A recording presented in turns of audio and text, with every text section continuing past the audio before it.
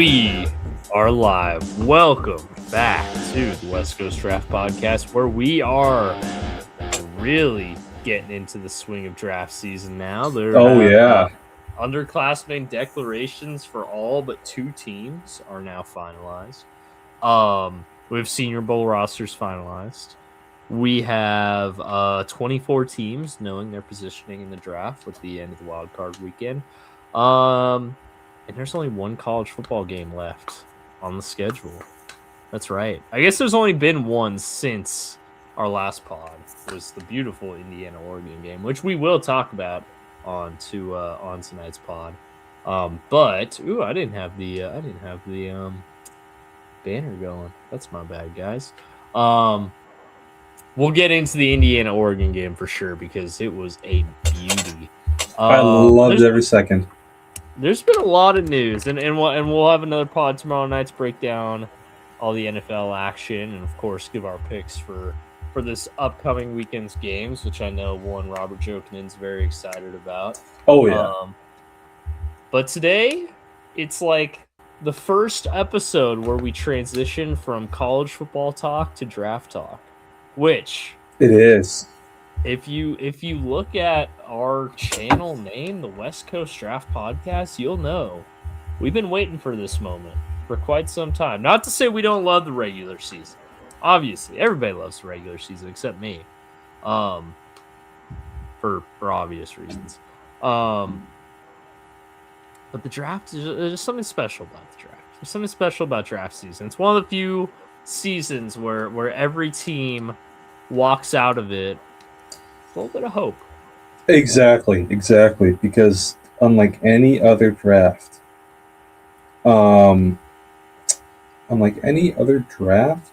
in sports, you can have instant impact right away. Mm-hmm. And that doesn't exist anywhere else, in my opinion. No, the closest would probably be the NBA. Because guys like Wembanyama or Cooper Flagg, they're just stars from the get-go. But even it's then, like the lottery. It's the lottery. Those guys don't turn your team around right away. No. They become stars right away. Whereas in the NFL, some random day 3 pick can be a star. Day 1. It just happens. Baseball and hockey take years. Oh yeah. Like in baseball, if you get called up to the majors in your second year, like that's say huge. you like drafted in 2025, like if you're in the majors at any point 2026, that's like, oh crap, this dude developed quickly. Like let's go. Like that's big time. So, usually it's going to be even slower than that. Hockey kind of the same thing, unless you're hockey's probably a little faster than the NFL or MLB. Mm-hmm. But you still have a minor league for a reason. Right. You still have a minor league. I mean, you know, they're obviously like the top guys are going to play right away. Like Macklin Celebrini, who, by the way, might be in the MVP conversation for the National Hockey League. So there you go. A little Sharks positivity on the pod. I haven't had that in a long time, but they're rolling right now. So we're going to celebrate that. But there'll be plenty of time to celebrate that as the hockey regular season comes to a close and they manage to finish up. Huskies are hanging in there with Michigan, 63-57. Yeah. Really? Very nice. No. Adam Schefter, who is of course everyone's favorite reporter, made a very big deal about the fact on January 1st that Michigan was the number one team in the country, which lasted for a grand total of 1 week before they rightfully put Arizona back as the number one team in the country. Although Michigan ASU was just on like a streak. They were on a streak where they were just killing everybody, and then they've come back down to earth a little bit. But they were so U of A. They were just destroying everybody. U of A's having a good season. Oh yeah, they're undefeated right now. But ASU's hanging with them right now. 10 minutes left. They're only Isn't it? Have you seen the memes of like Indiana and Nebraska being football schools and basketball schools? Yeah, I have seen that. Those are pretty funny. Yeah, those are great. But we're not here to talk about college basketball. We'll have plenty of time to do that when March rolls around. We're here to talk about. Oh wow, the Kings are going to beat the Knicks up 14 with 52 seconds left. Who would have saw that one coming? The Kings are terrible, by the way, and I'm never going to talk about them. Well, I've talked about them before. I'm not going to talk about them probably for the rest of the season on this pod because they're terrible. But they're about to beat the Knicks, and you know what? It's pretty good. I'll take that. Where was I? Oh yeah, so we got a lot to talk about in this episode. Obviously, like I said, we gotta make a pick for the Steelers head coach, and maybe make some edits. Oh, I think we're gonna lock in our Miami and Giants picks because changing them after the fact's a little. I'm not making edits. I'm You're not standing. making any changes. So no edits. No edits allowed for the Steelers. New name. No edits allowed. No edits allowed, Bo. Stick with your pick. All right. Last year we allowed edits after the Cowboys parted ways with McCarthy. So. Oh, okay. But I mean, if there's precedent, I will be okay with it. I don't know if I will. The name I have in mind isn't a name that's right here. Neither is mine, so I'm not editing. Oh, okay, so we'll be fine then. All right. So then, obviously, at that point, we'll talk about Miami, Indiana, and then. We'll talk about Oregon, Miami, or something. Yeah, we'll talk about Oregon, Indiana. Give our pick for Miami, Indiana, and then the rest of the pod tonight will be draft talk. I got Senior Bowl rosters. We're going to talk about some of the names that stand out. Got the underclassmen declarations again, names that stand out. Finish with a good old fashioned mock draft. Yes, sir. The first one with an official draft. Well, not official through 24 picks. Not quite official yet. But a couple more weeks, and it will be. Couple more weeks. Alrighty. Well, let's start. I guess we can talk about the big news of the night real fast. Is that Harbaugh officially has not officially signed with the Giants, but it's looking like. I think did he not? Oh, I thought it was official. They're finalizing the agreement. Oh, okay. Right now. So, not official, but. All that matters, honestly, is are they going to keep Shane or not? I think they will. It sounded like they will. Shane. I don't know what it is. Yeah. No, I'm pretty sure they will. He's using AI for his coaching search. Did you see that? I did not see that. That's hilarious. Oh, he said he'd have an AI component or something. Oh my goodness! Awesome. Hey, what a mess of a franchise. Right, that's classy right there. ChatGPT, who are the best available head coaches? Pete Carroll, Bill Belichick. Bill Belichick, hell yeah. Bill Parcells. Bill Parcells. Hell yeah. Bring him back. Oh yeah, what's he up to? Bill Parcells. Is Bill Parcells alive? Yeah. Okay, he's 84. Okay, he's 84. I think 84 is a fair question. But yes, he is. He's still alive. He's still kicking it. We'd definitely hear if he died. That's true. No, I mean I know we definitely hear now if he died, but he could have died a couple of years ago and it just kind of slipped our mind. But yeah, no, he's still kicking it. He's still good. He's still going good. So thanks for spoiling my pick though. It's Bill Parcells to the Steel. No, but for the Giants, I think if we're talking this higher here, I mean, that's the big fish. I mean, it was a name that made sense. It was one that I think I brought up early on, like when the Ravens first fired Harbaugh. I thought that he would make sense for the Giants.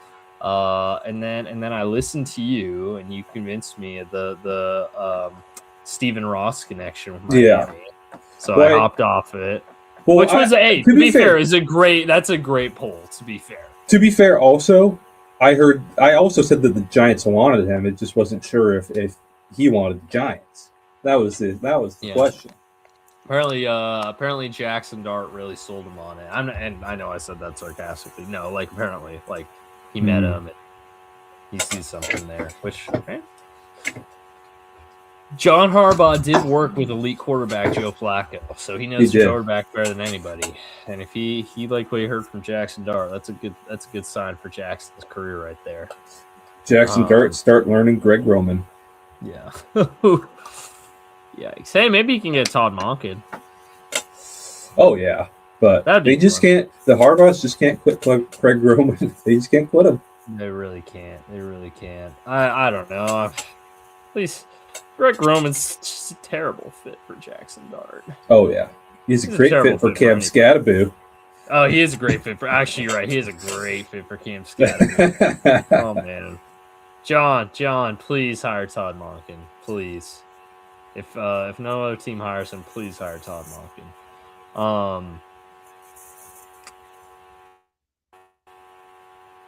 I guess, and we won't make this official prediction, but like, what direction would you have to if you got a mulligan on Miami? What direction do you think they go in here? Ooh, I don't know. Right now.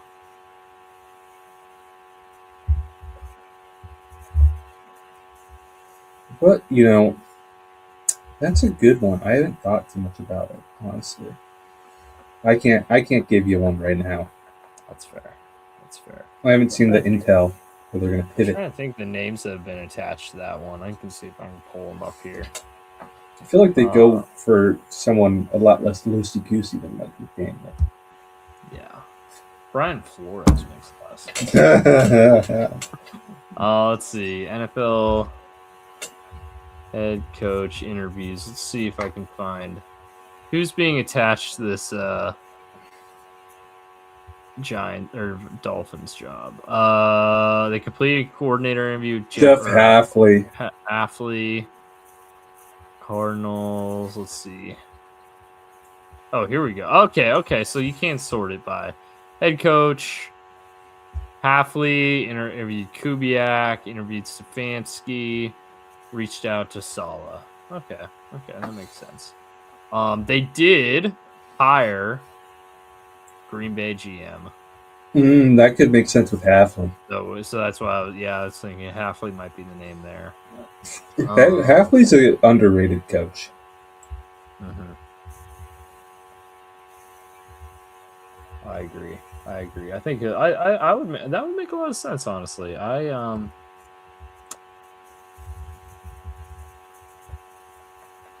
I could definitely see that being a fit that makes a lot of sense there.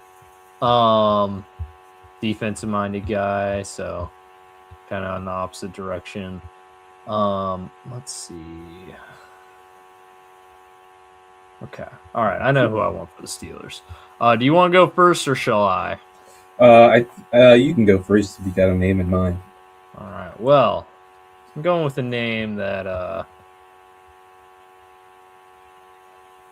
people in the AFC North, specifically Cincinnati, are going to be very familiar with. Chris Shula. Oh, you took mine. Damn it. Oh, is that who you're doing too? Yep. Oh, look, dude, we're in sync this year. Are you kidding me? Look at that. How many is that we have the exact same? 1, 2, 3, 4, 5. Dang, we're 5. 9 openings. Part of it was just same on 5 of a legacy franchise taking a legacy name would just be fun. Yeah, it would. It really would. And, defensive guy, which they need to build that defense back up. LA connections, though, so he'll probably be able to bring in a pretty good OC. I mean, he seems like, I think the Steelers make awesome coaching decisions, right? Mm-hmm. Having met him, I think he'd be a brilliant hire for the Steelers. Mm-hmm. I really think he would be. Mm-hmm. And just the prestige that comes along with both the job and the name, it fits. It fits perfectly. Yep, I'd agree with that. Famously, the son of Mike Shula, who was just a fantastic coach for Cincinnati Bengals, of course. Grandson of Don Shula, of course. Not being facetious with that one. An all-time there great. You go. All-time great. One of the worst coaches in Bengals history. And there was a stretch where we had some bad ones for sure. Yeah. The 90s were rough. From the retirement of Sam Weish to the hiring of Marvin Lewis, it was basically a revolving door of coaches. That was a rough one. The Cleveland Browns. We were the Cleveland Browns for a while there. Got cursed. But now we don't fire coaches. You got cursed by letting Bill Walsh out of the building. That's true. We very much did. But now we don't fire coaches that need firing. We did it with Marvin, and now we're doing it with Zach too. Awesome. They're trying to be the Steelers, and they don't get it. They don't know why. They don't have the right. They don't have reasoning behind it. Yeah. It's just ridiculous. But anyways, that brings us to the college football season, and obviously we already talked quite a bit about the Fiesta Bowl. Miami Ole Miss was a beautiful, fantastic game. One of the best games of the season. Ole Miss, other than Tulane, Ole Miss just plays great playoff games, is what we've learned under Pete Golding. Trinidad Chambliss might now be QB2. I don't know if this was official when we last potted or not, but the NCAA did not grant him a waiver for eligibility, so he is out of and it was for like wisdom teeth. That was the thing that they were saying. Yeah. He missed a game because of wisdom teeth. Yeah, so he will be in the draft. He might be QB2 with Dante Moore deciding to come back to school. Speaking of Dante Moore, he went head-to-head with quarterback 1, Fernando Mendoza, and it did not go so well for those green little duckies down in Eugene. They got first play of the game. First play of the game, pick 6.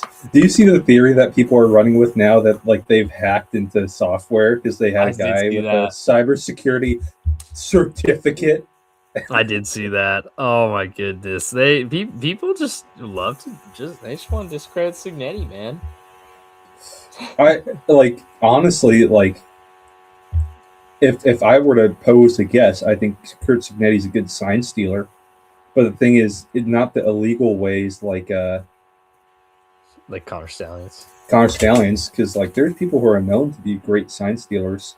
One of them is Brent Venables. I don't think a great sign stealer. Just not paying people illegally to come. Right. Oh man, I saw who was it? It was a people were saying Kubiak to the Falcons. People are saying that? Oh, that was one of our predictions. Mm-hmm. It makes sense. It makes a lot of sense. It would make a lot of sense. Got a fun offense for sure. I know a lot. I told a Cardinals fan on Twitter that Kubiak is offensive Jonathan Gannon, and he freaked out. He's like, "Oh my gosh, we cannot hire him." And because I think Jonathan Gannon's a great coach. I just don't think he has the chops to be a head coach. And it's the same thing with Clint Kubiak. Yeah, I think he's an excellent coach. He's just kind of a weirdo, and that's okay. Cardinals list is long, and it's got a lot of different names that are very varying quality. Like, let me just read this off.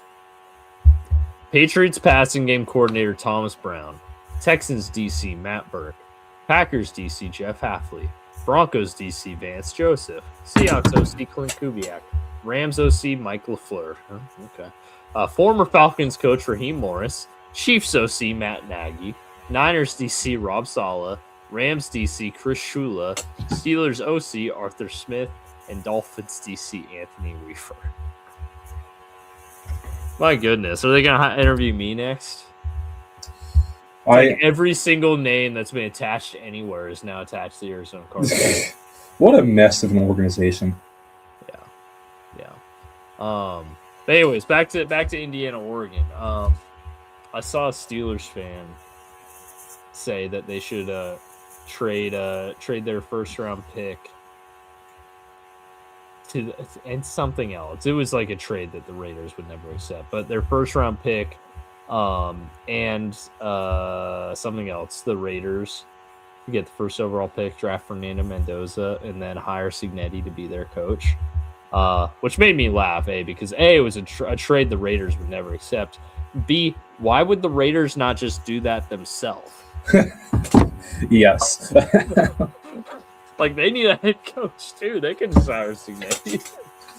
What about trading a first-round pick to the Indiana Hoosiers for Curt Cignetti? There you go. There you go. You get Fernando Mendoza. What would happen? Would an NFL team have to pay a buyout on an NFL or a head coach? I believe they don't. I was gonna say okay. I believe, unless it's in your contract. I think it depends. True. I think it How depends. You stipulate that? Like, do non-compete clauses apply to non-college teams? Do they apply to professional teams? I think the coaches probably have clauses who are interested in the NFL get out of paying a buyout to the NFL. Yeah, that's fair.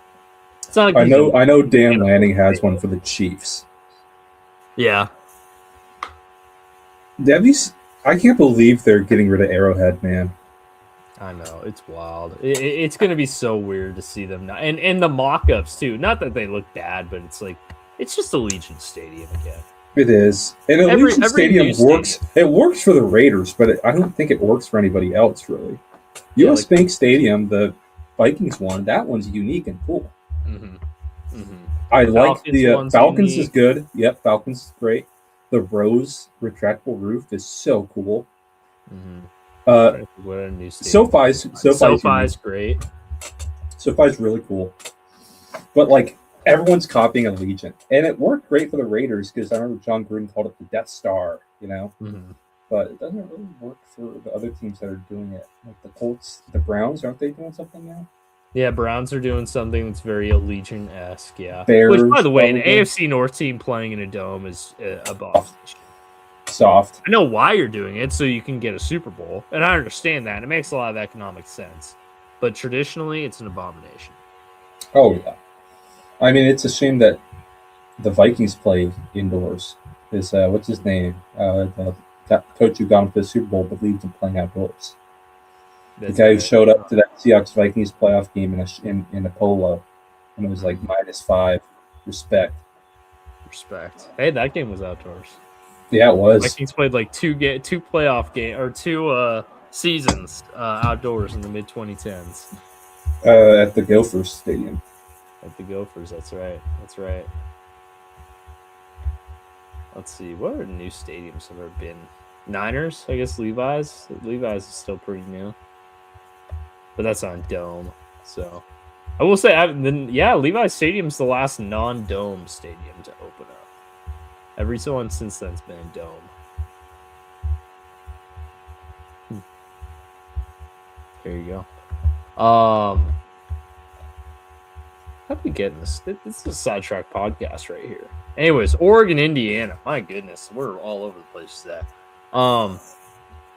Indiana just took care of business, and that's kind of the nice thing. They never let their foot off the gas, man. Maybe a little bit in the third quarter, but it was all guns blazing. Like, they wanted to bury these guys, and I respect it.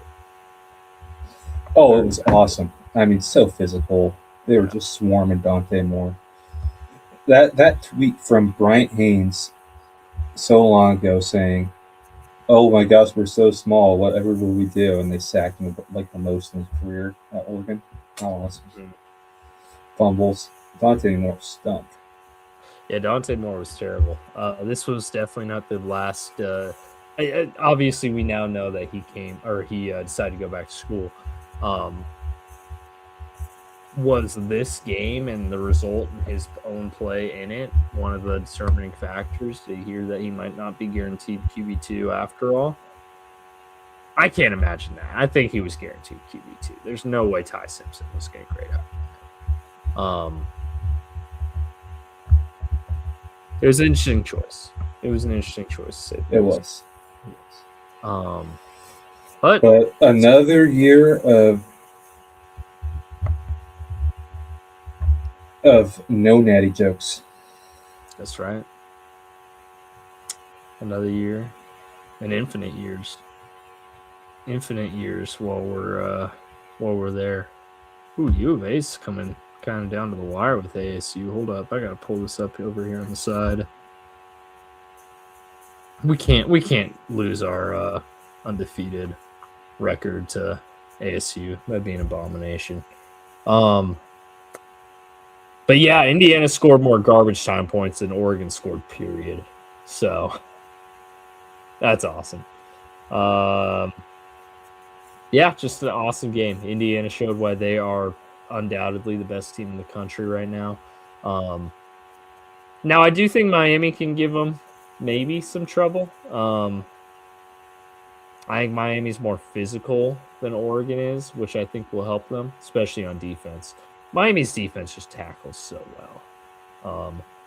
And I think that's going to help them.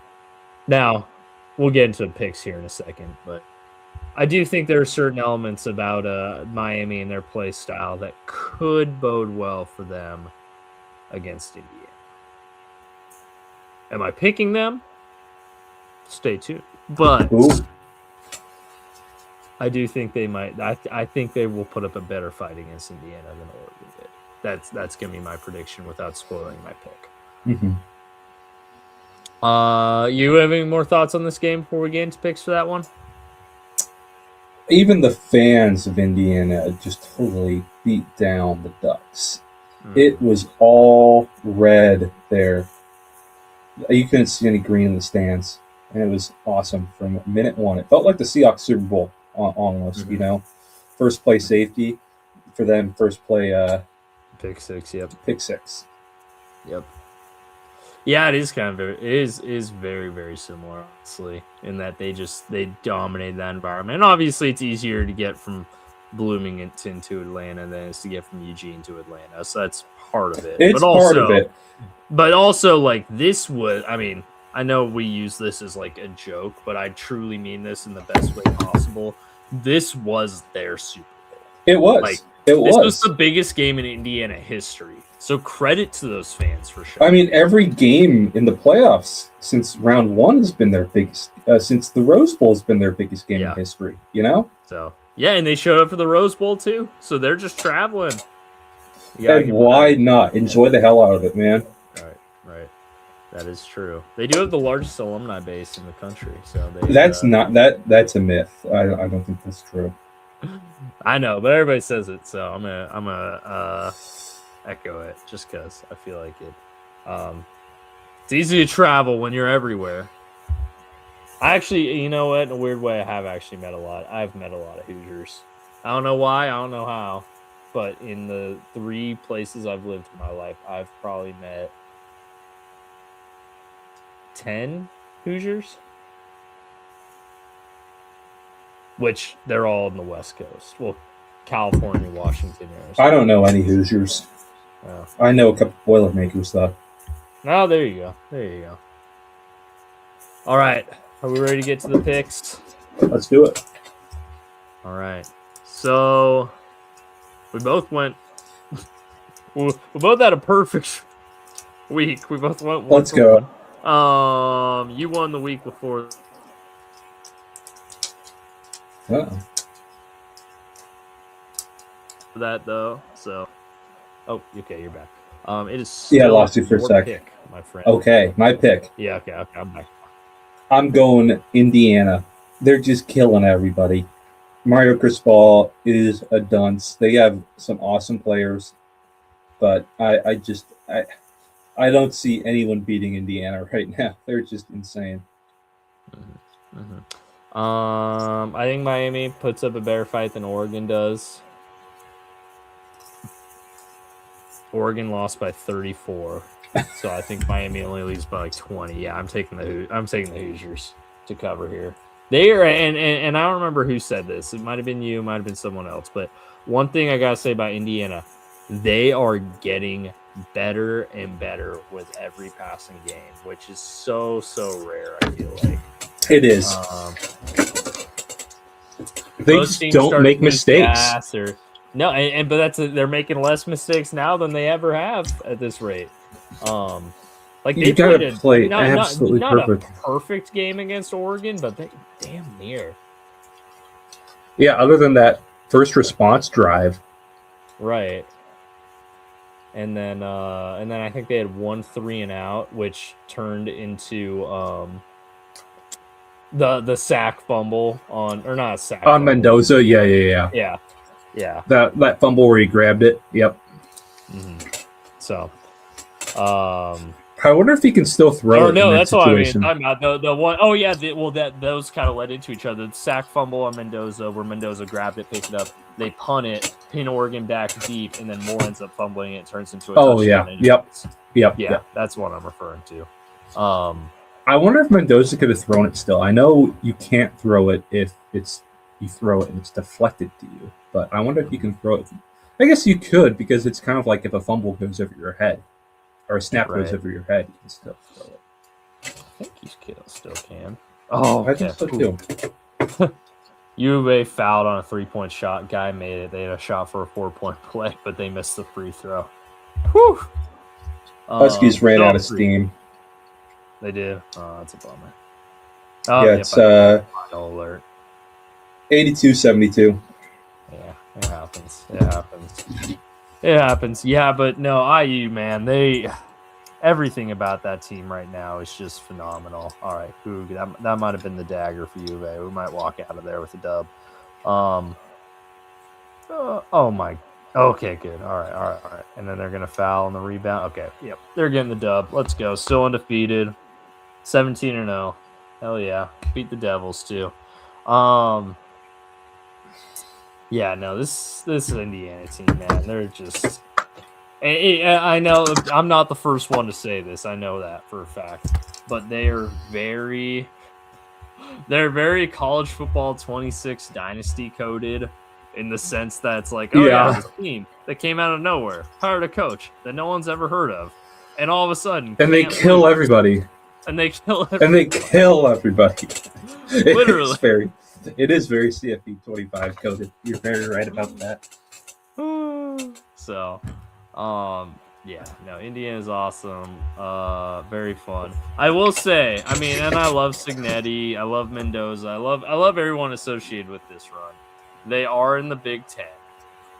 So if they stand in the way of the Huskies doing anything in the Big Ten for the next, I don't know, however many years that Cignetti's there, say 5, they probably won't be as fun in 5 years. I'll just say that. As long as they stand in Oregon's way. That is true. Is there in Oregon's way? That balances it out. That balances it we out. need to have a very special year to win the Big Ten. Right. I think it's very hard to win the Big Ten. Yeah. Making the playoffs is a totally different story. True. That is true. All right, my friend. Especially if it's going to expand to 24. Remember when we saw college football tickets earlier in the season that were like tickets as low as like $4, and now the lowest ticket you can get is $28.01, and that's before taxes and fees. I'm so lucky I got my net ticket for like $450. Yeah, you are. That's insane. Genuinely. And now, granted, this price is probably inflated by the fact that Miami is playing in Miami. It's like the supply-demand chart, when technically, I can't remember who said it, but it was some economist who's talking about how expensive these tickets are getting. And it's like, well, it's simple supply and demand. Miami is playing in their home city, so technically, demand is theoretically infinite. So I saw that. Yep. Prices. So, shout out to any Indiana fan that got tickets before Miami. I know it's been really hard for them to get tickets, and I know it's been hard for like Miami season ticket holders getting tickets too, because all the rich people in Miami are gobbling them up. That's true, and there's a lot of those. There's a lot of them. I remember I saw like there's gonna be so many like OnlyFans models at the net. Yeah, there are. Yeah, there are. All right. Dude, it's probably been insane this week. This weekend's gonna be insane in Miami. Oh yeah. Well, hey, at least Miami has something to get excited about for football. They haven't had that with the Dolphins in a long time. And Hurricanes for a long time either. Since the seventh floor crew. That's true. I think let's see. When the Hurricanes won the last title? 2000? 2001, 2000. I think you're right. I think it was 2000. Around there. So either way, it'll be one, like, obviously. Let's see, official. Yeah, 2001.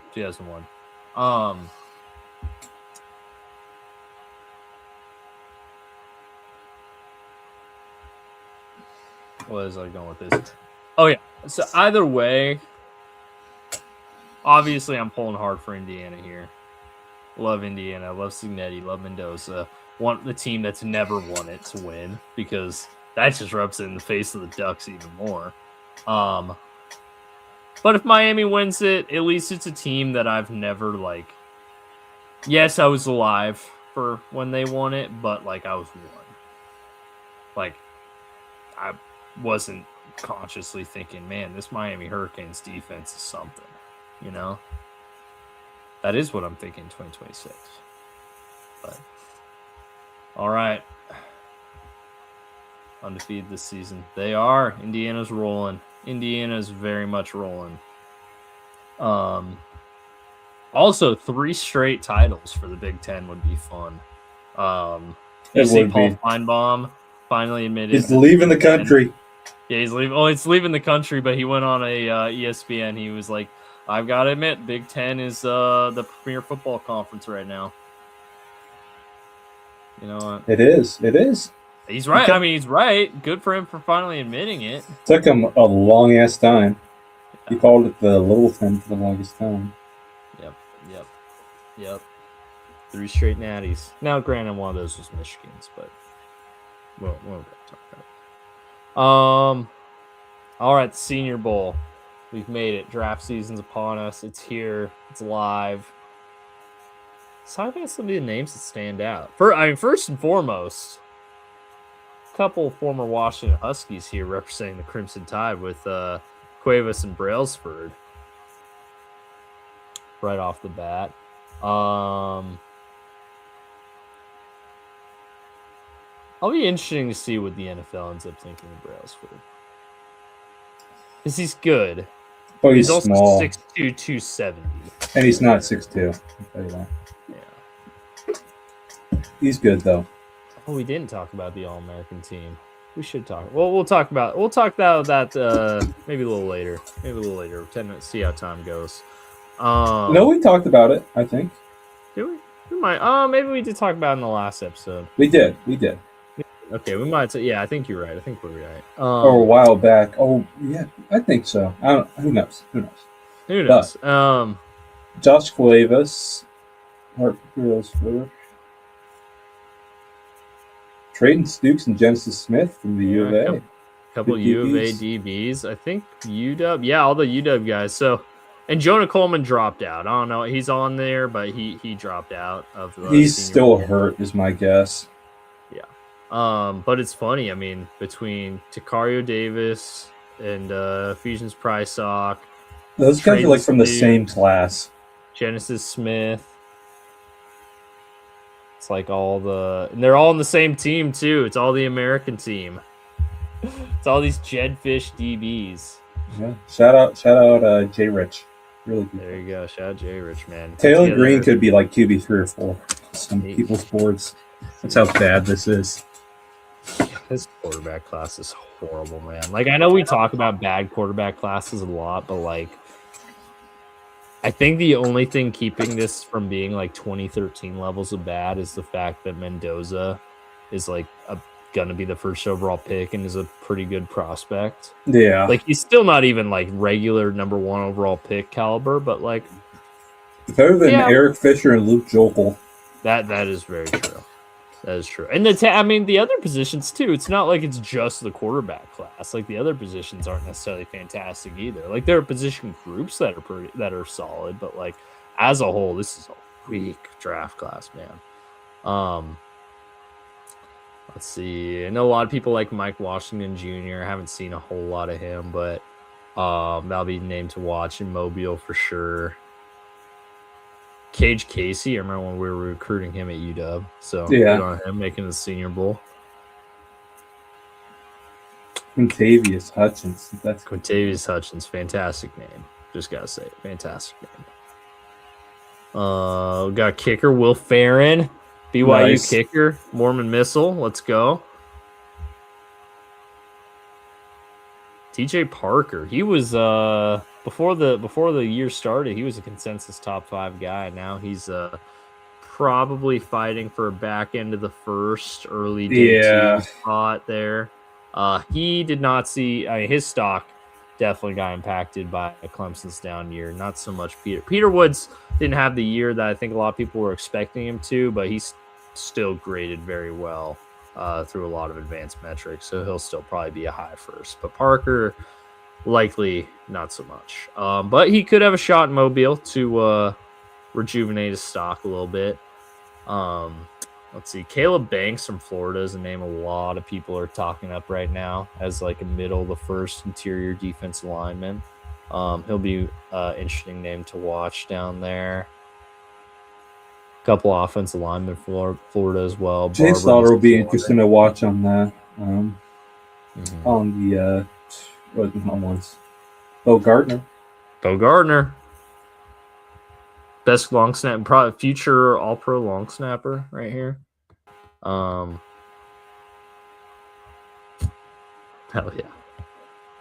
I like how Georgia sent 3 guys to the Senior Bowl and 2 of them are specialists, the punter and the long snapper. Actually, is there anybody on the national team from? No, okay. I was gonna say they usually don't split up teammates, so yeah, 3 guys in the Senior Bowl from Georgia, 2 of them are specialists. Nice. Georgia State, nice. Luke Altmaier. Luke Altmaier is going to be there. Gabe Yakis is going to be there. That's a name that I know before the season was getting a lot of hype. So Keem Mezzador. A couple speedsters. Barian Brown, Aaron Anderson here for LSU. AJ Halsey is another name. A lot of people are talking about him as a potential safety 2 in this class. He'll probably be him or Thieneman, however you say it, from Oregon. Akeem Mezdor, that's a big one. That could be a probably day 2 guy, but with how this class is, edge class isn't terrible. He could. I don't know. I don't know. I think the edge class really drops off. I'm just saying, is it bad enough that he could sneak into the back of the first? Maybe. Probably not, but maybe. I think he could. Yeah, maybe. Keontae Scott, that's a name I remember from his recruiting days. He's Snow College, went to Auburn, then Houston, finished at Miami, has had a very nice year for Miami. Rayshawn Benny, sure. Overrated. Bren Thompson, this is a guy that I can't remember who it was, but someone was tweeting about him. Speedster. He'll be a name to look out for, definitely. Apparently he's got some real speed. He's the favorite to have the fastest 40 at the common right now is Brendan Thompson, so keep an eye on him. There is a lot of speed at receiver this draft. Yeah, that's for sure. I mean, it's funny they saved that when what's his name from LSU? I think it was it Barryon Brown? Someone I think it was Barryon Brown is literally a track and field runner in the offseason. Yeah. So the fact that Brendan Thompson's supposed to be faster than him is pretty impressive. Davison Igbinosun, he had some nice tape for Ohio State this year. Was up and down 24, but he came along a little bit. He really put it together. Year. So I'll be excited to see him. He's probably a day 2 guy. Let's see. Jalen Kilgore is a great name for safety. That is a fantastic name for a safety. Michael Taff. Yep, he's finally coming out. Feels like he's been in Texas forever. He's been there a while. He's finally coming out. He's a, the safety class. I mean, not. It's not fantastic, but there's some names that I like. Yeah, Kamar Ramsey too. Obviously, Caleb Downs is the bell of the ball there, but Thieneman, Halsey, Taff. Has Thieneman declared? Thieneman has declared. He declared today. Yeah, I missed that one.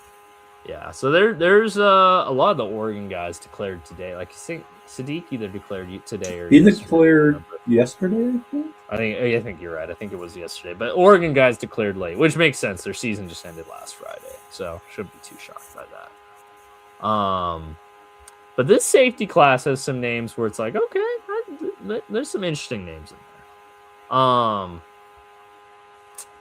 Jacoby Lane will be there. Obviously, got to talk about the Huskies. Coleman will not be there. He did drop out. Good for Carver getting that invite, man. Yeah, that's big for his stock for sure. Because I think people are going to like him at guard. I didn't be drafted guy, but if he's in the Senior Bowl, he'll get drafted for sure.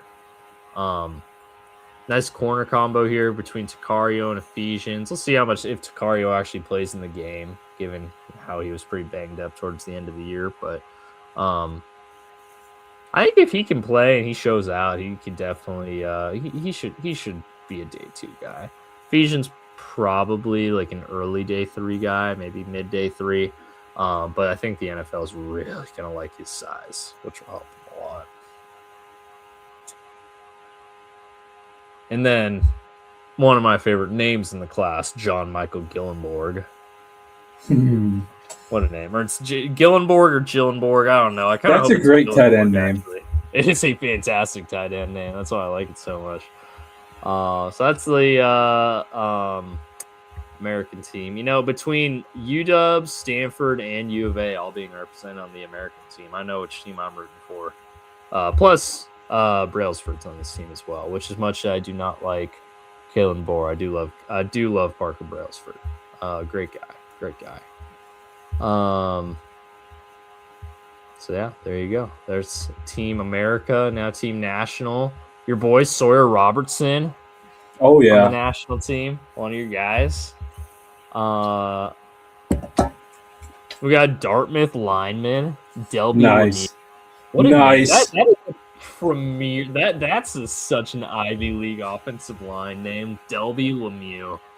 That's awesome. That's fantastic. I love that. Chandler Rivers is a guy who has a lot of fans. He had awesome 2024 tape. I haven't seen his 2025 yet. His 2024 tape was fantastic.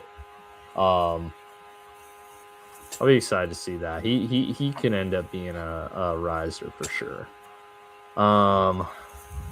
Surratt, Jennings Dunker, Bo Stevens. Look at that.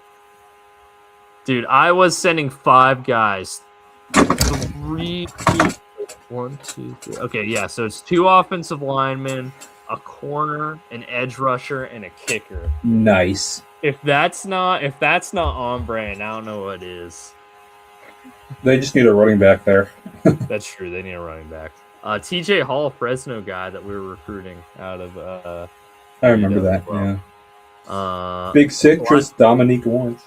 Yep. Elijah Surratt, also don't want to leave that name off. That's going to be a big name for sure. Oh, yeah. Let's see. But Big Citrus, Dominique Orange, that's a big one, literally. DJ Payne at safety, great name. Great name. Seth McGowan's a name that's getting a lot of he might end up being one of the top 5 running backs in the class when it's all said and done. He's got a lot of late love towards the back end of the year. Let's see. Thad Dixon. Thad Dixon. Oh, man, they should have put Thad Dixon on the American team, too, just so you can unite all of them. Just get them all united, all under one roof. Oh, man, missed opportunity. That's all right. Justin Jolly. Cyan Sloan. Fun fact about Cyan Sloan, Rockland guy. In fact, he's like a super like old too. Like he's like a 5th or 6th year senior. So I might have actually played against him when he was at Rockland. Cole Payton got some North Dakota State quarterback. Let's go. Let's see. Couple Sooners: Grayson Halton, Kendall Daniels, Owen Heineke.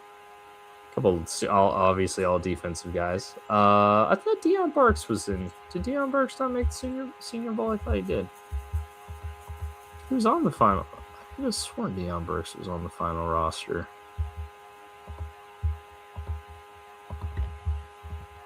Am I tripping? Yeah, I've got him listed here. Hold on. Sorry, if you want to talk about any of these other guys, I could have. I know Emmanuel Pregnon's kind of rising right now. He had a good year, but man, I can't take the Oregon tackles very seriously right now after that tape of Isaiah Ward just getting destroyed by Kamara in the Peach Bowl happened. Have you seen that? Burks was on the Deion Burks was on the post they made today about receivers on the national team, but he's not listed here. Interesting.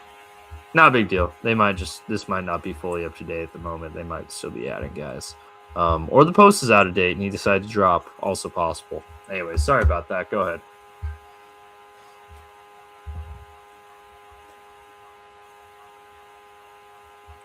Isaiah World. Three Oregon offensive linemen. Look at that. Bryce Betcher. How do you make it? Hey, got long snapper, Oregon long snapper, Luke Basso. I know. Hey! Between the two long snappers, Beau Gardner's and Luke Basso, I know I'm taking Beau Gardner. I'll tell you that much. No other reason other than his name, but that's all you need to know. Both the Penn State running backs are going to be there. Nick Singleton, Katron Allen. Zane Durant. Jeez, how was Penn State so bad this year? They had so much talent. Obviously, Aller going down hurt a lot, and some questionable coaching as well. But this Penn State team was so talented, man. I don't know what happened, man. Chris Johnson, and we've been talking about for a while. Oh yeah, really good player. Love it. Funny that there's two Romellos that are in the draft this year. I know. It's like not a name we've seen like ever. What's that Doofenshmirtz? If I had a nickel or a dime for every Romello that was in the draft this year, I'd have 2 dimes. It's not that much, but it's funny that it happened twice. Yep.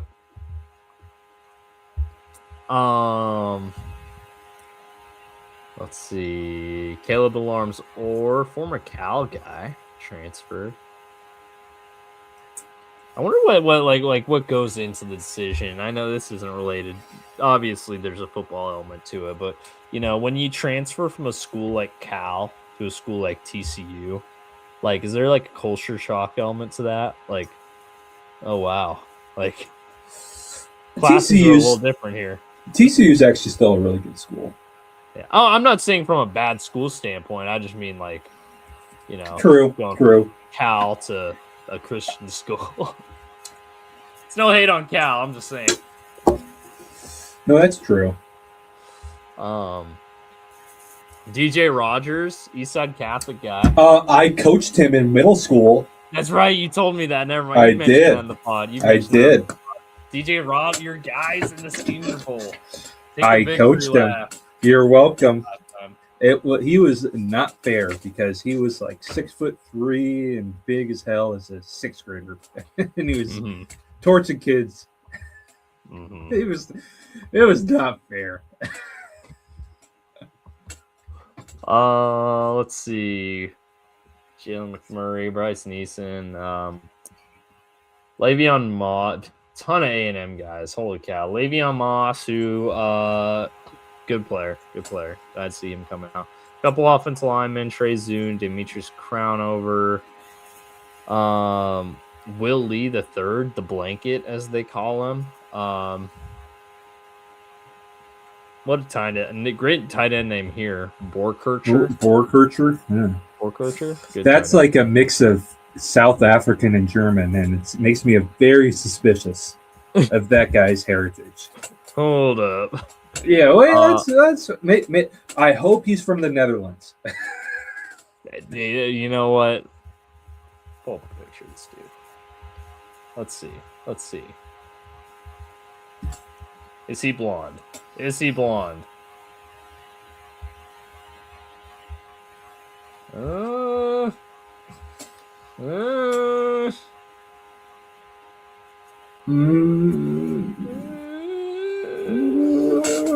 I don't know, buddy. I don't know about that one, Jim.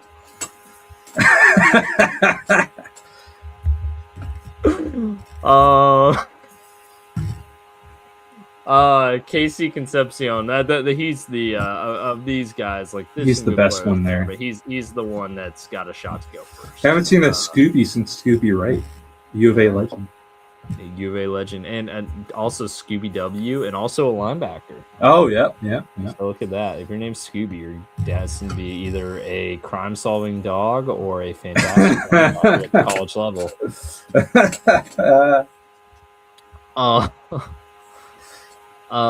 Texas Tech. Some good names on this Texas Tech list for sure. Standouts, obviously David Bailey. Huge standout. Jacob Rodriguez, Romello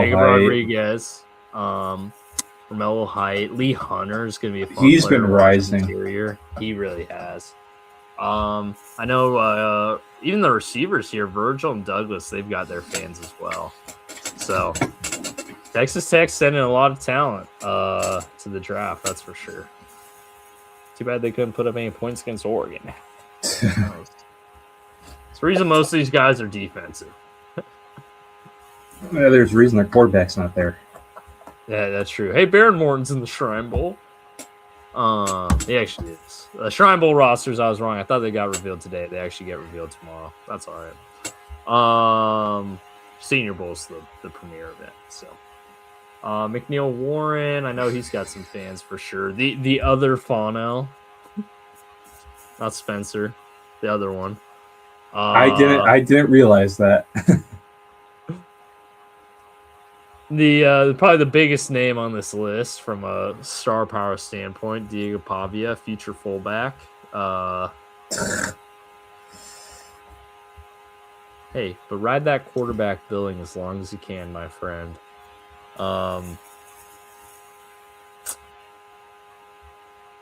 Nadame Tucker. The only reason I know this guy's name is he was the Mid-American Conference MVP for this year as an edge rusher. Western was good this year. They really were. So Nadame Tucker is the name to keep an eye on. It's Nadami. Is it Nadami? Mm-hmm. Okay. Nadami Tucker. Okay. I'll remember that. And Benny Anthony. So there you go. Those are the Senior Bowl rosters. So names confirmed to be in there. I just love Delby Lemieux. It's such a Dartmouth offensive line name right there. It is. It's awesome. All right, underclassmen. This doesn't include Miami or Indiana. They get an extension January 23rd, so about a week. They get till next Friday, so a week and a half longer. Looking at the list, Brailsford, Proctor decided to come out, which he was always going to. Simpson with a $6.5 million offer. Yeah. I mean, now he's going to be QB2, so maybe he had an inside source telling him Dante was coming back. So, makes sense. Genesis Smith going, Keith Abney, I know has got a lot of fans. In fact, I think PFF's got him as like corner 5 at ASU. Jordan Tyson's, of course, coming out. My guy, Keldrick Falk, is coming. Mm-hmm. My favorite player. You know who Keldrick Falk is kind of like? Who's that? Kind of like Derek Hall. I can see that. Derek Hall's good. I don't know. It took him 2 years, but he's had a good year this year. He was awful year one. I'm burnt on zero production guys. I don't want any zero production guys. Probably because of the Auburn jersey. That's why I think there's in there. That's fair. Connor Liu, I know, has got some fans as well at center. Yeah. Some people think he's one of the best, maybe the best center in the class. Not probably him or Jones or Avion Terrell is one of my favorite corners in the class. Yeah, Avion, yeah. Is it Terrell or Terrell? Oh, it's probably Terrell, right? Because he's AJ Terrell's brother. Yeah, I think he's his brother, yeah. TJ Parker, we already talked about a little bit. Peter Wood's going to be the top interior defense lineman in the class, a name that Cincinnati will certainly have an eye on as the draft season rolls on. Brian Parker II, he's a guy I know has a lot of fans. He just committed to the Shrine Bowl. I think it was either earlier today or yesterday. A guy I've seen, you're either a lot of the, what am I trying to say here? Holy cow, I'm all over the place. a lot of the draft people I follow are either big Brian Parker fans or all the way out. So that'll be interesting tape to see, to break down as we get further along. Georgia, CJ Allen, definitely a headliner here. He's definitely. It's always tough with off-ball linebackers, right? But he's got a very good chance of being a first-round pick. Zachariah Branch most likely won't be a first-round pick, but dynamic will definitely be a special teams contributor in the NFL. I could see him in a like a Devin Duvernay role, with maybe a little bit more upside. Let's see other guys here. Kristen Miller is a guy I know has a lot of fans. Monroe Freeling, late riser. Marlon Klein, Michigan tight end. Brian Eckley punting it to what's his name from Iowa. Good job. Yeah. Oh yeah. Josiah Trotter, Emmett Johnson's a guy I know a lot of people like. I think he's like running back 3 on the consensus board at the moment. Like confirm that. Jeremiah Love.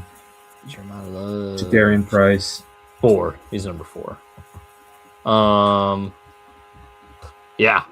Consensus board actually is Love as RB1 and Price as RB2 right honestly.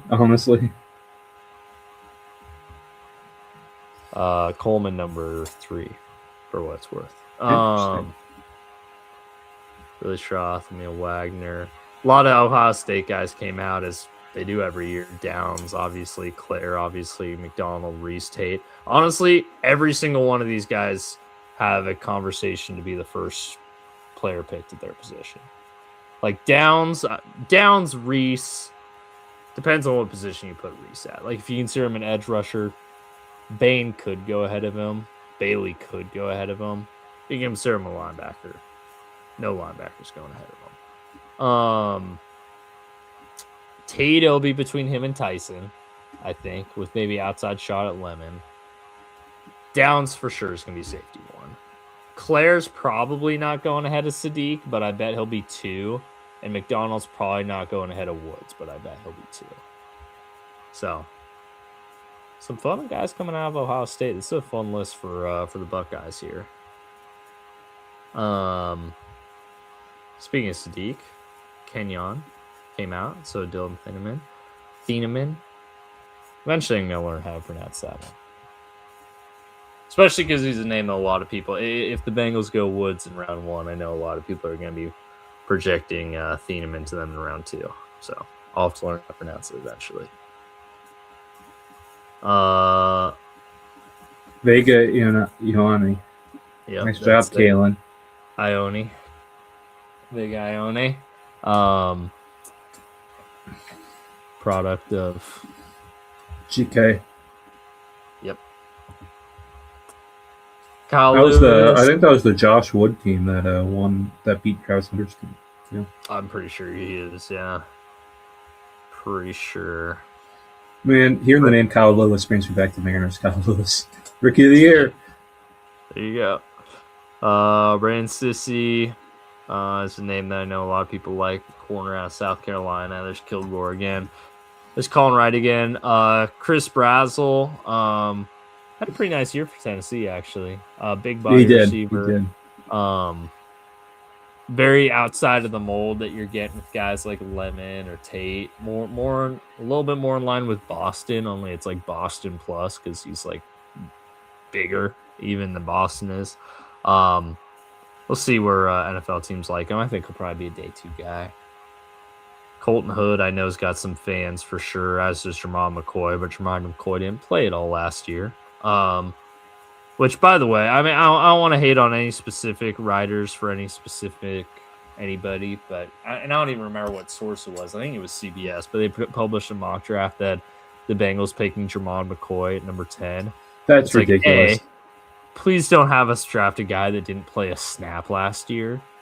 B, the one position on defense we don't need is outside corner. We have Dax Hill and DJ Turner. Literally anything. Learn ball. The middle. Learn ball. I know we need basically everything on defense, but there's one thing we don't, and that's outside corner. Anyways. Texas, a couple guys, Jack injuries, who former Cal guy. I remember watching him at Washington. Anthony Hill Jr. came out, as did Jabbar's brother or cousin? Cousin, I believe. Cousin, Malik Muhammad. He came out. Feels like he's been there for a while too, but maybe that's just because I remember watching him in the Sugar Bowl. He might have been a true freshman back then. For A&M here, another offensive lineman came out, Chase Basantis. Am I saying that right? Basantis? I don't know. Sounds right. He's on D. I'm like, is there a silent S? Maybe Basanti or something? I don't know. I don't know. We'll learn it. We'll learn it as the draft season rolls on. KC Concepcion, Torian York, guys we've known for a while. Jacoby Lane, Mekhi Lemon, Kamari Ramsey. Pretty good list of USC guys here. For Utah, both the Fano guys, as well as Caleb Lomu, and of course our guy Denzel Boston, who will have a very, very good chance of going back into round one. I think so too. So that's the full list. Obviously, there's guys that didn't make the Senior Bowl who just ran out of eligibility, so they'll also be in there. And we'll get more and more acclimated to the full list of everybody who's playing, or who's in play, I should say, as draft season rolls on. We're just at the start. We still have one more college game to go, I know, as well as 7 NFL games to go. So we're not quite to draft season. Probably a lot of inspirations for both of those two teams. Yep. And with that, we've made it to the first official. In fact, I'm going to label this mock draft 1.0. Are we going to do picks for the? Are we going to talk about the NFL today, or are we saving that? We'll save that. Okay. That. I have a dedicated episode to it tomorrow. Yeah, this one's gone a low high, anyways. Yeah. So it's mock draft season. We've made it. We made it. There's no Dante Moore, so I don't know what I'm going to do with the Jets here. I assume we're doing AFC, NFC? Oh, of course. The classic. Right. Then let's do it. Drafting for every team. We're not going to do any trades, as much as I think it's likely the Jets will acquire their quarterback via trade. Cough, Kyler, cough. We're going to do no trades in this one right now. I'm going to remove the banner here just because it's kind of getting in the way. All right. With the first pick, 2026 NFL Draft, Las Vegas Raiders select Baron Morton, quarterback, Fernando Mendoza. Duh, come on. It's already official. He might as well already buy real estate in Las Vegas. It's going to happen. The Jets have a more interesting conversation. So since we're not doing trades here again, I assume they'll probably move down with Arizona to get Kyler. Arizona can come up and get Ty Simpson or a different player they like at that point. If you're New York, you just need help everywhere right now, though. Wide receiver is a huge position need. Really everything DB related. So they didn't have a single interception. They did not. They did not. Although their safety room's not terrible, it's mostly their corners. That is true. Their corners are terrible, and there's no corner worth taking it to. That is a position I'll probably be looking at 16, though, for sure. They also didn't have a single receiver that went over 400 yards, mostly because Garrett Wilson got hurt. I'm in a spot where I'm not drafting quarterback at 2. Like, I can't bring myself to do it. I'm going to go who I think is the number 1 receiver in the class, and that's Carnell Tate. Oh, that's spicy. You are up with Arizona, your favorite team. You know,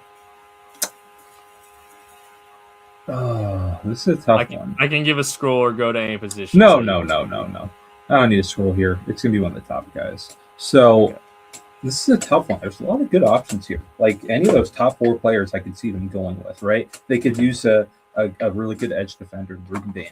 They could use a great running back. Their season really fell apart when they lost James Conner, and Jeremiah Love is that guy. They could, Arvell Reese is an incredible player. So is Caleb Downs. Maybe you could have an heir with Kuda getting older and older, right? I think they're going to go. I think you got to go Arvell Reese. He's the best player available. You can do a lot of things with him. I'm going to go Arvell Reese. Versatile. I like it. Tennessee's on the clock here. They can do a lot of things as well. They need help in a lot of areas. Offensive line would make a lot of sense. Even receiver would make a lot of sense for them here. Yeah, you like what you got in Iron Miner and you like what you have in DK, but it's not enough to make me steer away from drafting a receiver if the value's there.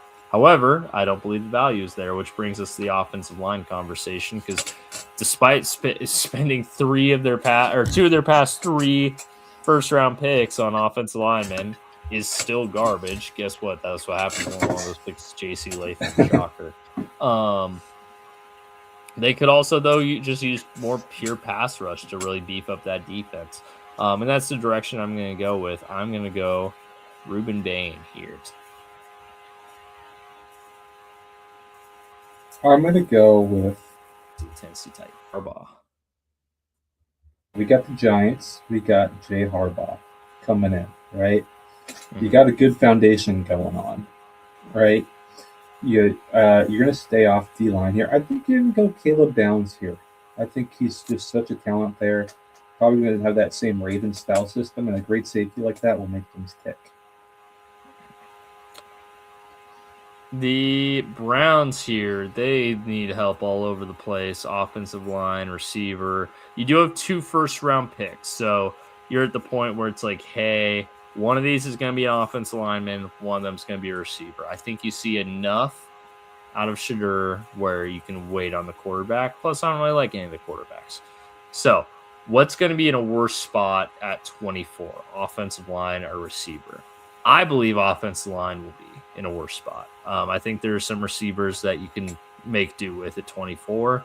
I don't know if there will be that same conversation here at 20 or at receiver. Sorry, at offensive line. There we go. The offensive lineman at 24 won't be as good as the ones that are available at 6. Or as good as the receivers that'll be available at 24 is what I'm trying to say. That brings you, what do you draft here? My offensive lineman won Spencer Fano. I know a lot of people like Matt go.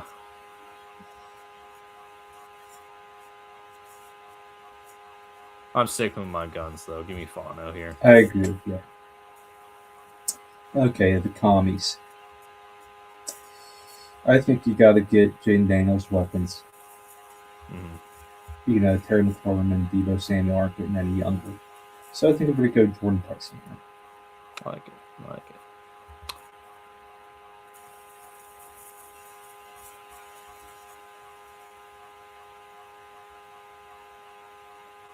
You're still up with the Saints. This has got to be a best player available kind of situation here. But you want to get Chuck weapons. Give me Mekhi Lemon. Ooh. I like it. All right. Chiefs. They're in a beautiful spot here because they could draft either of these top 2 guys available here. Jeremiah Love, David Bailey, both would be great fits. Both would help them out a lot. I think they'd be happy with either of them.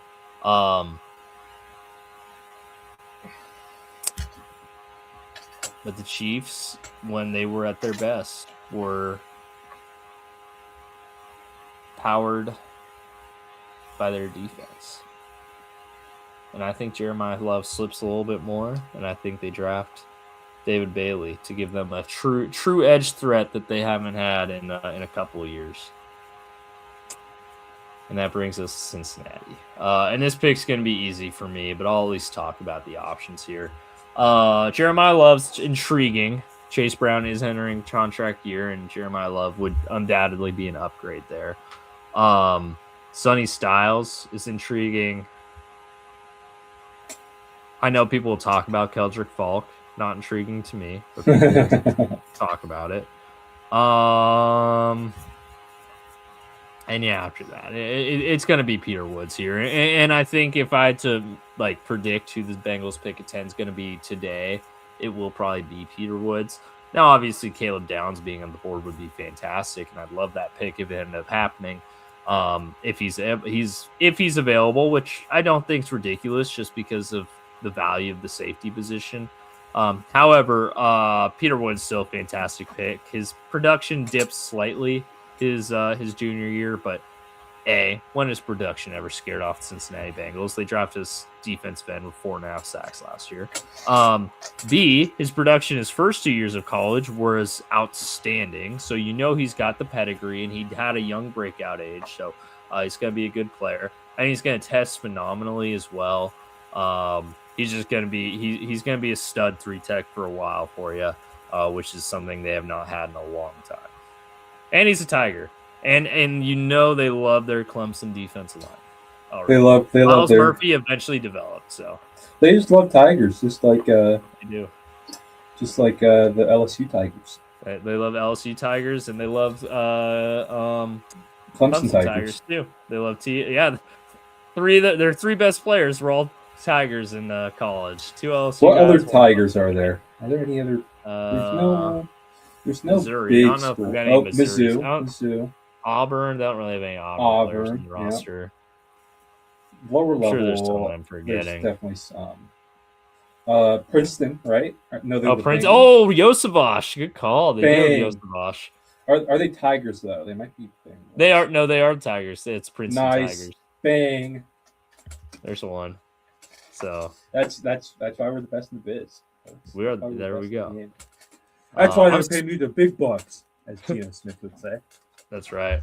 I'm still up with Miami here. They just need help all over the defense here.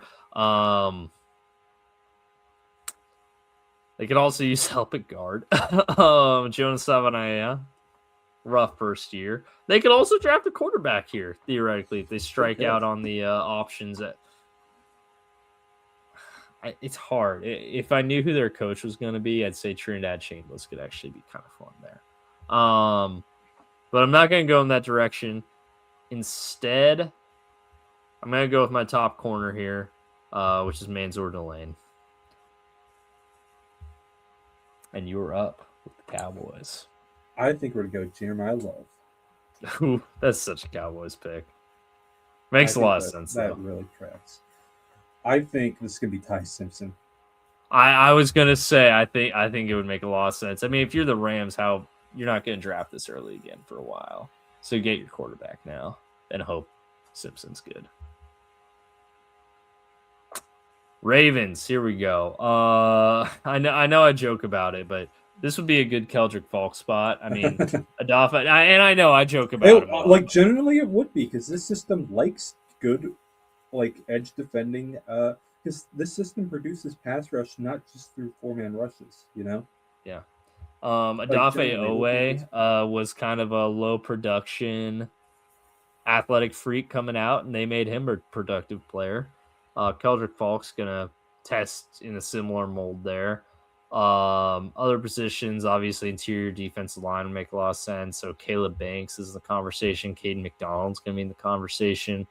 Could always use more help for Lamar and the receivers as well.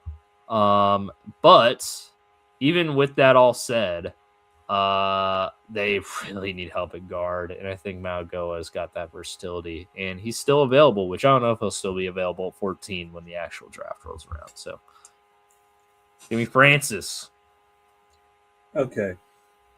They need help on defense anywhere. Yes. Sonny Styles, but there's some pretty good options here. Maybe I'm gonna go Avion Terrell. I think. Good call. Their corner room is rough, man. That's a good pick. I'm back up with the Jets here. I used my first pick on Carnell Tate. So, and I said I was going to use my second pick on a corner. So here we go. Jamal McCoy makes sense here. Chris Johnson, if I want to get a little crazy. What if I want to go Chambliss? Nah, I'm not going to do Chambliss here. Nah. Jamal McCoy. You know what? They did trade Caden or Quinn Williams. I don't love Jamal McCoy just because he missed all last year. I do It like. Reminds me of what's his name, Caleb Farley. It is very Caleb Farley like, yeah. And I do really like Cade McDonald. 3-tech to replace Quinn Williams. So you just trade to the boys. That's a good call. Has he declared though? He has. Yeah, he has. Okay. Yeah. Okay, this has got to be O-line right here. Mm-hmm. Show me guards and tackles. You got it. Vega's perfect here. Yep.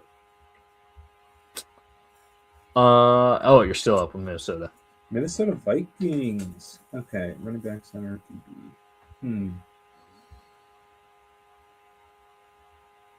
What's the issue here?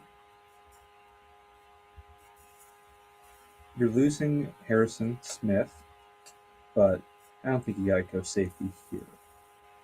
I think the defense is overall pretty okay. Mm-hmm. I think their O-line could be better. So let's go with it's between Proctor and Lomu here for me. Man, this run on lineman is just killing. Let's go Lomu. Panthers. I'm gonna go defensive line here. Edge and interior. Mm-hmm. I think this could be a landing. This could be a landing spot for Keldrick Falk. Honestly, let's go with it. Yeah, it's a Pete Carroll kind of pick. Yeah.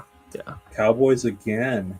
Evro's been able to develop some nice edge rushers too in past years, so that would make sense for them. They just They need something on defense. They need Let's go DB. Because, okay, interesting. Well, they're losing Trevon Diggs. Right, they are. I'll do corner and safety here just so you have it up. Yeah, let's go with Jermod McCoy. I feel like Jerry takes chances on guys like that. I think what I find, and the reason I said interesting is Sonny Styles is still on the board. He's been a pick I've seen a lot of people make for the Cowboys at 12, and I was like, man, you could walk out of here with Love and Styles. I just think they need a lot of help. They do. In the secondary. They really do. Trinidad champ. No, I'm just kidding. It's so hard. I feel like I'd feel better about picking Trinidad to a team once I know who their coach is. But all the teams that I'm like pretending to pick Trinidad to, like the Steelers, I don't know who their coach is. Miami, I don't know who their coach is. That's none of the teams remaining have bad coaching situations, but I don't think Trinidad's getting picked in this first round, I'm afraid. No, I don't think so either. Now, where do they need help? Sonny Styles makes he would be a good Steelers pick, but they do not have a need an off-ball linebacker at all. They do need any sort of receiver that can generate separation. And Casey Concepcion would make a lot of sense. Ryan Walters signed an extension. I did see that. I saw that a little bit earlier. Yep. Well, no, it's like official. Oh, did they tweet about it? Capel did. There you go. $2 million per year. Ooh, there you go. Good for him, man. Like, honestly, when Jeb leaves, I could get behind promoting Walters. Mm-hmm. Chargers, my goodness, they need guards so bad, but also there's none here. Well, there's tackles that'll convert though. Do I want to just pick They Mekhi do Becton it. again and Caden Proctor? They do it. It's a man scheme. They put Caden Proctor at guard. They would. I know. I'm like, do you just want to do Mekhi Becton again? Honestly, Caden Proctor is better than Becton. All right. Yeah, I'll do Beckett Proctor there. That makes sense. They just need offensive line, man. I know Slater and Alt were hurt. Like, obviously, it won't look as bad when those guys are back, but dude, watching that playoff game, I'm not even a Justin Herbert fan. I started feeling sorry for him. That was brutal. Okay. Yeah. They finally fired Petulo. I heard people saying that Big Dom was eating Petulo. Also, Big Dom having a headset on. What the fuck? And then one thing that was so weird to me about the Eagles was Cam Jordan was just awful. Awful. Out of nowhere. Yeah, he got his paid, and then he just decided to be one of the worst centers in the league. So from one of the best to one of the worst. I'm going to look at centers. Yeah, I can only do interior offensive line, but center, I can lose a center. So it tells you who the centers are. Give me Logan Jones. This looks like he's the best center in the draft. Who's down? Way down. What the hell? Way down here, but we found him. That'll change. All right, I said I was going to leave this pick for the receivers. No, don't do it. Oh, thank God. Don't put Denzel in Cleveland. Oh, that's who I'm going to pick. I was just looking at my other options. You know what, Jeremy? Ironically, I'm deciding between Denzel and Jeremy, and those were our two receivers in the 22 class. Yeah. What do they need? Their other receiver right now is Jerry Jeudy. Denzel diversifies the scheme a little bit more, so I'm going to go Boston here. God damn it. I hate it. That makes sense. All right, they need help anywhere on defense.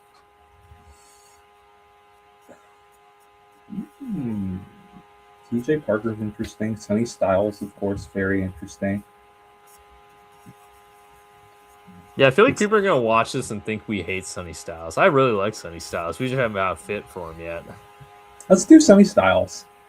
Yeah, that makes sense. I think TJ Edwards' deal is about to run up, so it'd be a good. But they got Ruben Hippolyte ready. Oh, that's right. They got Ruben Hippolyte. Sorry. Why are we drafting Sonny Styles? They got Ruben Hippolyte. Oh, the Bills. They need receiver, but it's been dry now. Surratt would be fun, though, man. Surratt would be fun. I'm gonna look at DB though because they're rough there as well. They are. They did just draft Max Hairston. That's safety. It's probably too early to go with Halsey or Thieneman. Yeah, they're day 2 guys. Too early. But then again, this draft is full of day 2 guys.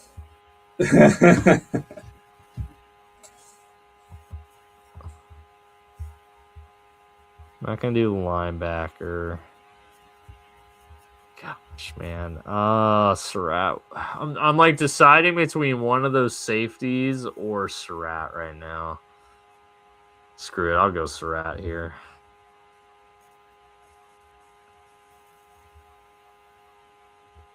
You're up in the Niners. They need a receiver, but I don't like. Kenyon Sadiq. Oh, that would make a lot of sense, especially if Kittle might miss a lot of next year. It's going to be tough for a 30-year-old to come back from injuries. Yeah, gosh, adding Sadiq to a Shanahan scheme though, that's crazy. I know, isn't that? That's gonna be a lot of fun. Yeah. For them, not for me. Yeah. Not for you. Houston, here we go. Their defense is just about set, so let's look at interior offense. There's an offensive line. You're in a fishbowl right now, buddy. Oh, you're back. I'm back. Okay. Just anything on the offensive line. I'll go Dunker here. Damn it.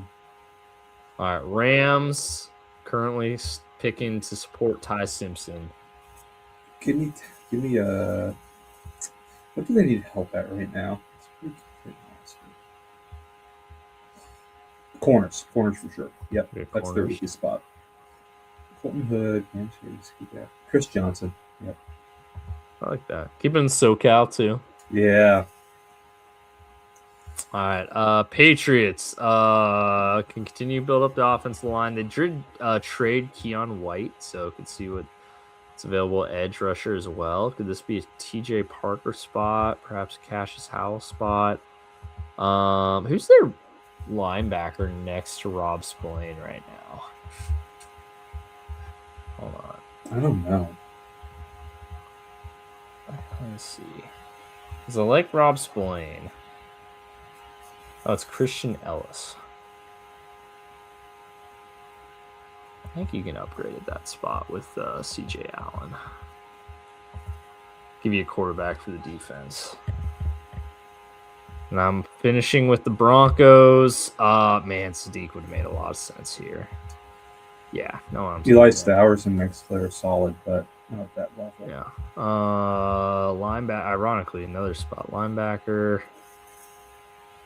Yeah. Anthony Hill's good, but I'm not taking him there. Offensive line. They can keep building up the interior, I think. Pat Coogan. Hell yeah.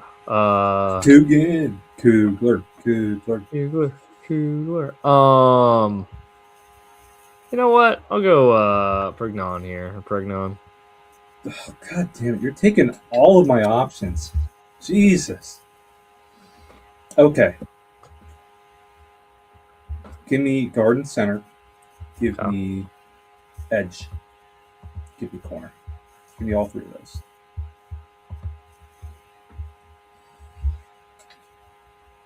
Cassius Howell, TJ Parker.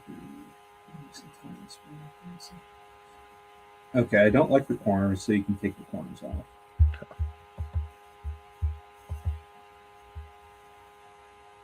Okay, just give me best available and we'll do this really cool. Good Banks is interesting.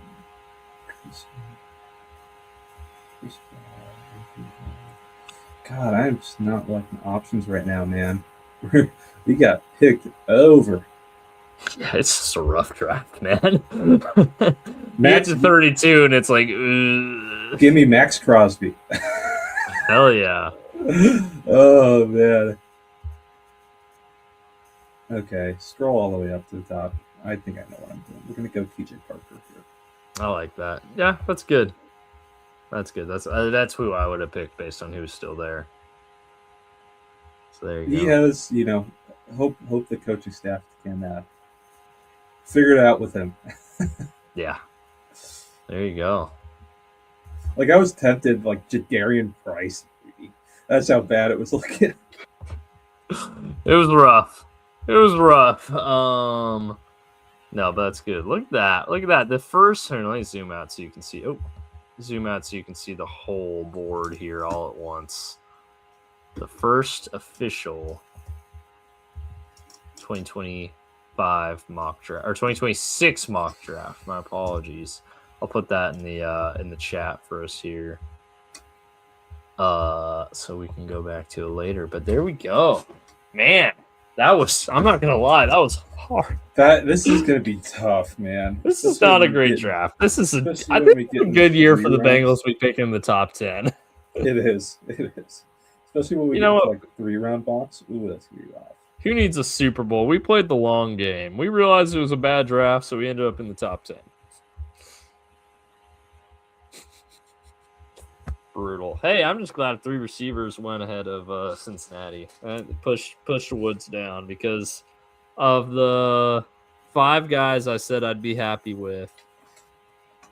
4 of them were gone. The only ones left was Woods, and I genuinely would like a Woods pick. I would like a pick there.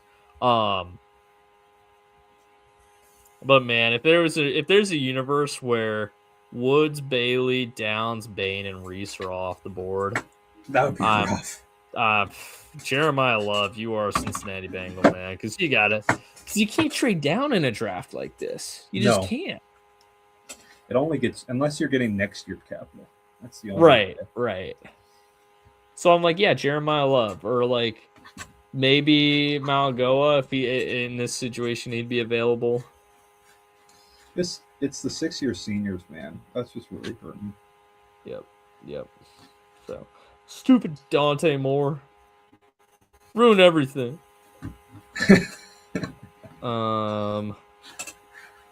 Other takeaways here. Yeah, you had a rough stretch right there, right before your pick. That's for sure. I know, like Jennings, Dunker, CJ Allen, and Emmanuel Pregnon all going in 4 picks right before me is pretty heartbreaking.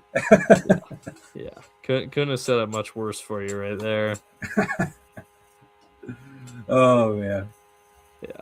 You picked all 3 of them too. Ooh. I know. I was just scrapping you dry there.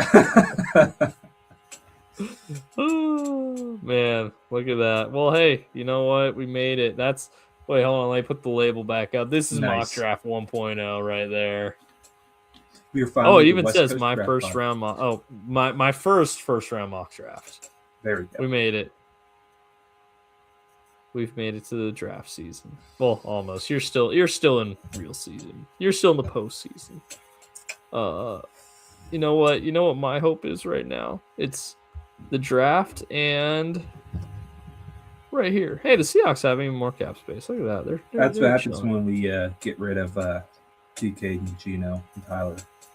There you go. We're about to have way less because we can start talking with JSN and Spoon about deals. Hey, there you go. Goodness gracious. Look at this team defensive grade. Hey, the Raiders were somehow even worse. That's surprising. Defensive guru. That is surprising. Look at that. I don't know why I'm so zoomed out. There we go. 100%. Back to 100%. All righty.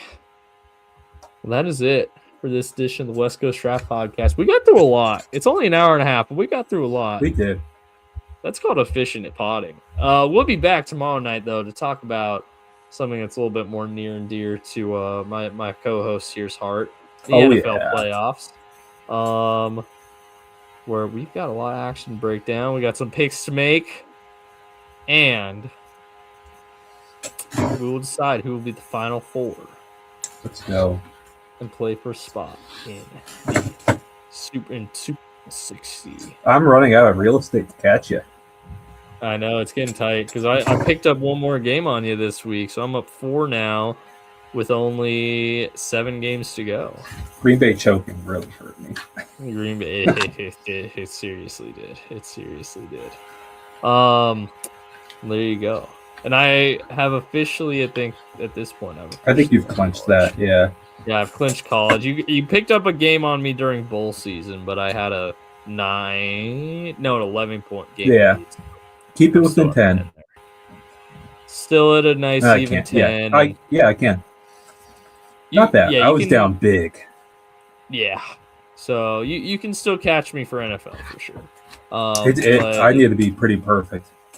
Yeah, but we need to disagree on a lot more than we have to this point. And I don't play the game, so you don't play the game. That's respectable. That's respectable. There's some interesting lines here though, so we'll see how it goes. That is it for this edition of the West Coast Draft Podcast. Like I said, we'll be back tomorrow night though, to talk about more playoff football, more NFL action, break down the Elite 8 and their path to the Final 4. Any closing thoughts, Mr. Chokinen? If one of us slogs through an awful first round, all of us slog through an awful first round. If one is like, opposites like. If one is scrap, opposites scrap. Thanks for watching. Draft safe, folks.